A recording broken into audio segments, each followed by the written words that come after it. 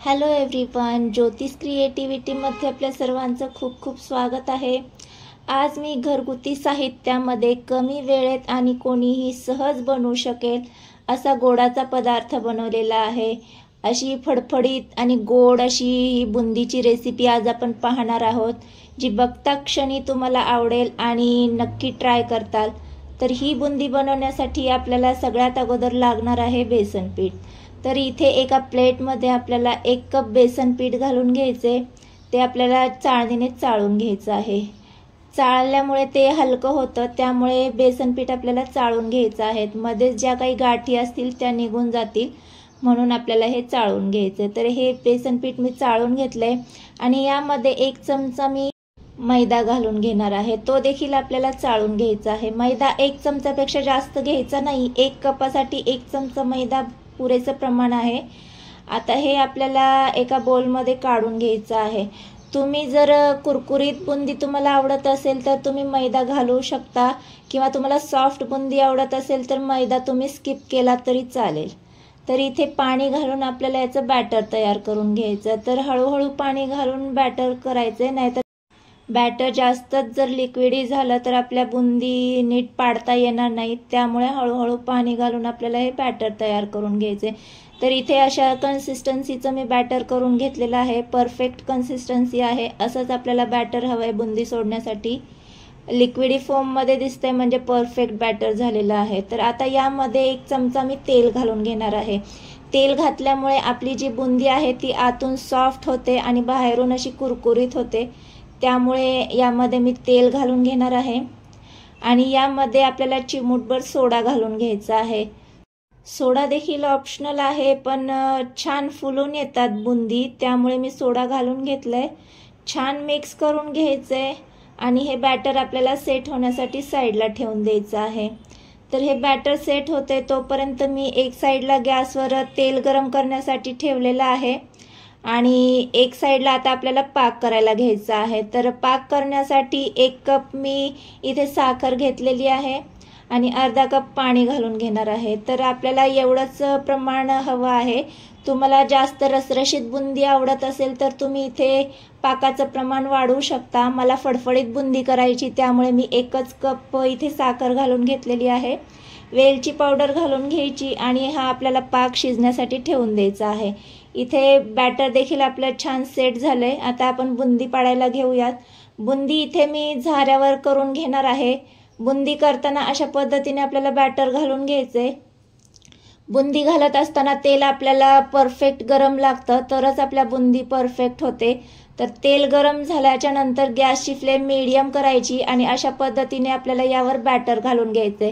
अगदी जास्त नाही, हलक्या हाताने आपल्याला हे बॅटर हलवून घ्यायचे।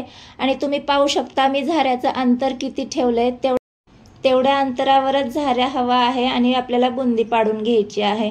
तर इथे पाहू शकता छान असे गोल गरगरीत बुंदी आपली पडलेली आहे। आता बुंदी आपली तळून झालेली आहे, ही कशी कळती तर तेलाचे बुडबुडे कमी झाले आणि थोडीफार आपल्याला कुरकुरीत वाटली की आपण बुंदी काढून घेऊयात। तर इथे तेलाचे बुडबुडे कमी झालेले आहेत आणि आपली बुंदी देखील थोडीफार कुरकुरीत वाटत आहे, त्यामुळे मी आता ही बुंदी काढून घेतेय। तर अशाच पद्धतीने इथे मी बुंदी करून घेणार आहे। तुम्हाला जर यामध्ये कलर आवडत असेल तर तुम्ही कलर देखील ॲड करून घेऊ शकता। मी कलरचा वापर केलेला नाहीये, बॅटरमध्येच कलर तुम्ही मिक्स करून घेऊ शकता। तर छान अशी गोल गरगरीत कुरकुरीत बुंदी आपली तयार झालेली आहे। तर आता प्लेटमध्ये काढून घेऊया। अशाच पद्धतीने मी सगळी बुंदी करून घेतेय। तर बुंदी काढत असताना तेल जरा माझ्याकडून जास्तच तापलं गेलं, त्यामुळे मी गॅस मीडियम केला आणि नंतर बुंदी पाडण्यासाठी घेतली। आणि बुंदी पाडत असताना माझ्या लक्षात आलं नाही की मला झाऱ्या हा टिश्यूने स्वच्छ करायचा होता। तर मी डायरेक्टच झाऱ्या तसाच घेतला आणि बुंदी पाडायला घेतली। झाऱ्या न पुसल्या गेल्यामुळे आणि तेल थोडंफार थंड झाल्यामुळे माझ्याकडून नंतरची जी बॅच होती बुंदीची ती थोडीशी अशी चपटी झालेली आहे। त्यामुळे लक्षात ठेवायचं की नेक्स्ट बॅच तळताना झाऱ्या हा क्लीन करून घ्यायचा टिश्यूने किंवा कपड्याने। आणि तेल आपलं परफेक्ट गरम हवं आहे, त्यानेच आपली बुंदी परफेक्ट गोल गरगरीत होते। आणि झाऱ्याचं अंतर देखील आपलं परफेक्ट हवं आहे। या सर्व गोष्टींची काळजी घेतली तरच आपली बुंदी छान गोल गरगरीत होते। तर इथे माझी सेकंड बॅच खराब झाली, पण बाकीची सगळी बुंदी मी छान पद्धतीने करून घेतली। आता ही सगळी बुंदी मी इथे काढून घेते आणि अशीच सगळी बुंदी आपल्याला करून घ्यायची आहे। तर इथे सगळी बुंदी मी करून घेतलेली आहे आणि थोडीफार नॉर्मल झालेली आहे ही। आता नॉर्मल बुंदी झाल्याच्या नंतरच आपल्याला ही पाकामध्ये घालून घ्यायची आहे। तर इथे पाक देखील आपला बऱ्यापैकी झालेला आहे। तर नेहमीप्रमाणे एक तार होण्याच्या आधीचा पाक करायचा, म्हणजे पाक आतमध्ये छान शोषला जातो। तर अशाच पद्धतीचा पाक आपल्याला करायचा असतो।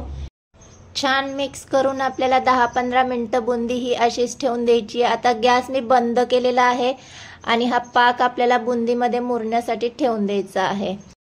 5 मिनिटं मी कढईमध्ये तसाच ठेवला आणि नंतर मी प्लेटमध्ये काढून घेतला आणि अशा पद्धतीने पसरवून घेतली, म्हणजे ती छान फडफडीत बुंदी तयार होते। तर इथे पाहू शकता मस्त अशी शायनी आणि क्रिस्पी बुंदी आपली तयार झालेली आहे। आवडत असल्यास त्यावर तुम्ही ड्रायनट्स देखील ॲड करून घेऊ शकता।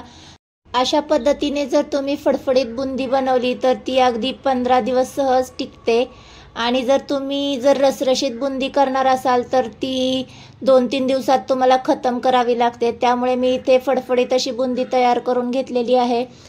तर आजची ही साधी सोपी घरगुती पद्धतीने बनवलेली बुंदीची रेसिपी तुम्हाला कशी वाटली? व्हिडिओ आवडला असेल तर व्हिडिओला लाईक आणि चॅनलला सबस्क्राईब करायला विसरू नका। आणि अशा छान छान साध्या सोप्या रेसिपीसाठी ज्योतिष क्रिएटिव्हिटी चॅनल पाहत राहा। भेटूया नेक्स्ट व्हिडिओमध्ये।